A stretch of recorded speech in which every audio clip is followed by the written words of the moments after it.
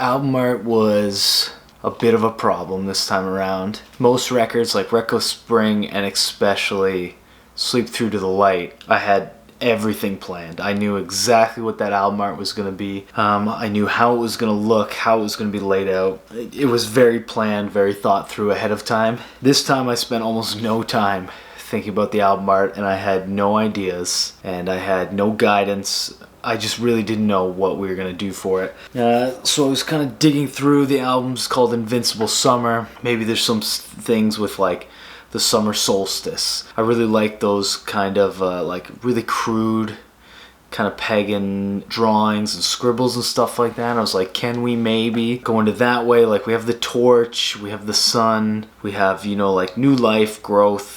Maybe we can incorporate that into a record. So I sent kind of that idea to Branko. Here's a rough drawing, here's kind of what I'm picturing.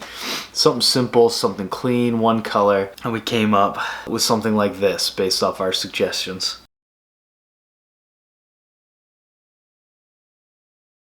But it almost felt too clean. We were rolling with it for a little bit, but it was too nice, too tidy. So I had the idea to kind of take like a lino cut block. And I took the logo and kind of etched it into the lino block and was able to make a variety of these stamps with it. So you take the kind of clean nature of the original file he sent and you mess with it. You tweak it, you see what you can come out of it with. This was the one I ended up using to kind of reimagine the artwork, and now it was closer to what I had wanted. It was dirty, it was grimy, it was more in line.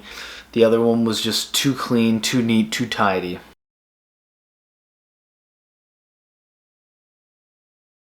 Then I sent that to Branko. I said, hey, this is my interpretation of the artwork here. Obviously, it's not as good. It looks cool, you get the idea, but it's a little bit too crude now at this point.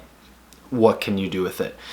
So then he actually used a 3D printer to essentially do what I had done by hand. I had carved out that lino block, you know, traced out the logo, put a lot of work and effort. He just kind of 3D printed a grimier version of his original artwork, including the lettering, which I was having a big problem getting the letter dirty enough without it losing legibility, kind of stuff like that. So he 3D prints everything, makes his own stamp, same way I did it, stamps with these 3D prints, brings it back into Photoshop, and that's how we ended up with the final art.